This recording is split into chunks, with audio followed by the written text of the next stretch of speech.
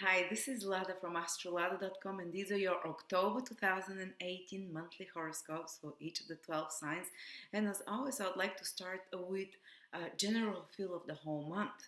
For all the 12 signs will be the same introduction. Please listen to it because it's important. Everyone will feel this. Well, this month in October, there will be no planets in fire except the North Node, but that's not even a planet, which means that we might be feeling a little bit less energetic, a little bit less enthusiastic and excited, especially the fire signs like Aries, Leo, and Sagittarius might feel a bit more on a downer. But this month is not meant for us to be so exciting. Actually, the universe knows its job because currently we're also going to have in October quite a few planets in Scorpio, which is very deep, intense, emotional. Uh, and especially Venus going retrograde there, which is all about deep emotional reevaluations. And not having fire planets actually can be a good thing because the other planets are in Earth signs and in air signs, so this will give us a bit more grounding during those emotional evaluations that we're doing in October, a little bit more practicality through the earth signs, a little bit more rationality and clarity from the air signs, from the sun in the air sign. Ah, so the most important thing though this month is that Venus is going to be retrograde in the sign of, basically the whole month is in the sign of Scorpio. So there will be some very deep psychological reevaluations of our values, our self-worth, of some of us, our relationships, of our finances, which sign it's on a bit different level, and they'll be very intense. They'll be taken out of because Scorpio is also a sign of the biggest transformations on a deep psychological level. This is not some superficial change that's going to happen in our life.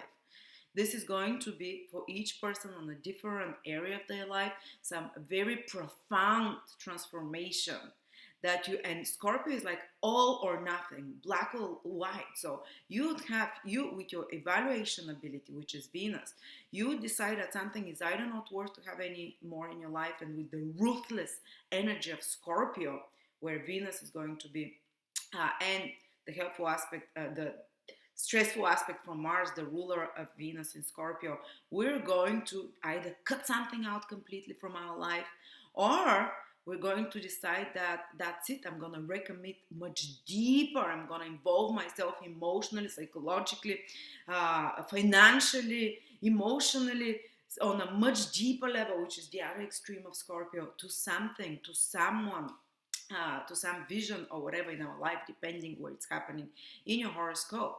So we'll be either cutting off something from our life, or totally embracing it deeply and totally like making it our own, possessing it, owning it, or taking control of it fully. And really, Venus is planet of love, recommitting to it with a deeper love. So there'll be intense transformations, very emotional, and hopefully those planets that are mostly in earth signs that will ground us and make us take more practical decisions, and in air, more reasonable decisions will help this process. But there is also another thing. Jupiter is in the last degrees, in the last 10 degrees of Scorpio this month. So for everyone in different area of their life, there will be some new powerful opportunities coming as well, because Jupiter is in on new 10 degrees. It hasn't been there since 12 years. So it's very interesting because they're both in the same sign. So in the same area of your life, you would be ruthlessly removing something or very deeply reevaluating and recommitting to something through Venus. And at the same time, some new opportunities will be opening for you. You first remove something, and then those new opportunities by the end of the month will start flooding in, or the other way around. Maybe those new opportunities start coming and flooding in from the same area in your life, while you're deciding that you want to remove the dead wood, which is Scorpio is the planet, the sign of death, and Venus is the planet of evaluation, and you would lovingly let go of something and let it die because something new is flooding into your life, some new opportunities, some new visions, some new people or ideas. So that's generally the whole overview for the month. And now let's check out for each sign, and check out your ascendant, sun, or moon sign. The three of them, basically, if you have time, where we talk about Venus retrograde and Jupiter moving forward. So for Aquarius, those transformations that Venus retrograde is going to bring happen for their career and their social status. So how can this play out? It might be an old project, career project that you've left behind that comes back for you to revive it out from the ashes, which is what Scorpio wants to do, to put final touches, especially touches that are connected with the beauty, the design of that project, that career project or whatever.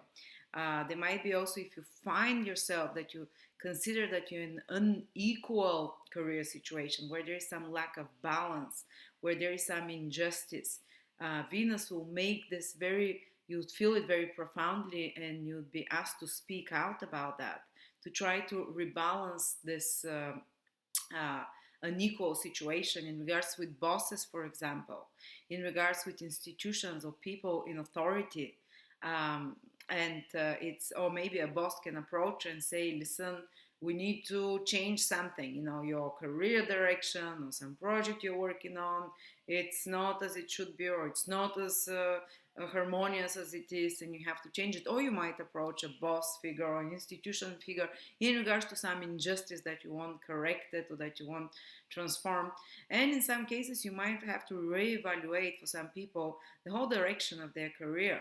And they might realize that the where they're working or the direction they're going is no longer, fair. It's no longer as balanced or as profitable, because Venus is concerned with profits as well. That you're putting more efforts that you're getting back as Venus evaluates, or that somehow it's not as it is, and you start kind of researching or preparing whether to totally leave a position in your career, a direction in your career, or to if you think that there is still some worth and value in it, to make it even more valuable and worthy, to give it a lifting, a proper lifting, and remodeling of some sort, and redesigning of your career direction. So some of you might leave a job and decide to focus on that direction, and don't worry, very quickly opportunities will come, because Jupiter is moving direct in this 10th house. So career opportunities, even if you leave some career uh, which are career options in your life which have finished their, which are outdated, which are no longer profitable or desirable, new ones appear. Maybe that's why you're leaving these old ones, because you're like, no need to carry that dead wood anymore in regards to my career. There's so much more newer, exciting projects. So you see, there is something that you're eliminating or rethinking or redoing, but there is something that also brings new exciting horizons in your career and opportunities. And this gives us the strength to Aquarius to carry on and to be like so final with their career decision. And they can be important career decisions or culmination of some kind of stressful situation there around the 11th of September, when Venus is squared by Mars from the first house. So you make this decision, because the first house in Aquarius is you, Mars is there, and you're like, enough. This is not that you might butt heads with an authority figure, with father figure, or with a boss of some sort, with an institution around the 11th. Be more careful. Or but you're the one that kind of takes the action, and you're the one that says, I'm going to change something about it, and it escalates. And around the 15th, 16th, Venus is joined with Mercury in your 10th house of career. So whatever kind of escalated or stressed you out and pushed you into action, you will kind of start making plans how to change that thing in regards to your career. Mercury is about planning, about organizing. You take some important decision. Around the middle of the month, they can be very significant career developments for some of you, very significant conversations that you're leading, deals that you're leading in regards to your career, projects, something that you do to a project as well that is very important, but it kind of stabilizes it. So around the 11th is more crazy and stressful. Around the 14th, 15th, 16th, things kind of, you become more rational and more reasonable, and you start taking the right directions. And even if you decide to take a totally different direction in your career, October is the time to think about that, to contemplate, to research, to analyze, to reevaluate. And then start moving directly with that when Venus turns direct. But new opportunities will be coming as well. Don't omit them, integrate them into your plan as well. They can be also Maybe on another level, you can uh, see or get in touch with someone from the past who is represented by the 10th house. Might be a parent, parental figure, a figure like a boss figure, for example. You might see your boss that you haven't seen in a while or something like that. And this can be like the whole reworking of your reputation and social status. In the 10th house is one of the houses connected to marriage, so they can be rethinking, especially marriage in regards to the public image of the marriage, and rethinking of the uh, of your public image of the marriage, So for some of them, this can be, on also on a personal level. Um, and Mars is in your first house the whole month. Mars is in Aquarius, guys. So there's interesting, exciting things happening with your career, with your public status, but you're the driving engine and the force that is finding those new opportunities and releasing the old and cutting out old projects to completing old projects as per Venus retrograde. And you're very driven. When Mars is in the first house, you are like, have no nonsense approach. You're going to break through walls with your head, even if necessary. You become a bit like Aries, more like, and you just want to move forward and push things, even when there are re-evaluations to be happening. You're impatient about them. You want to do them fast, to cut the crap faster and move forward in some ways. And you can be physically more active. It's good time to do some exercise to release the tension. It's good time to tackle on projects that require more physical force as well. And it's good time to assert yourself as well. But it can, as I said, it can create problems with institutions or authority figures of some sort as well. But you're moving forward. Mars is unstoppable now. It's moving forward. And some kind of complications that were happening when Mars was retrograde in your first house, which was, big part of July, and a big part of June, and even a big part of August.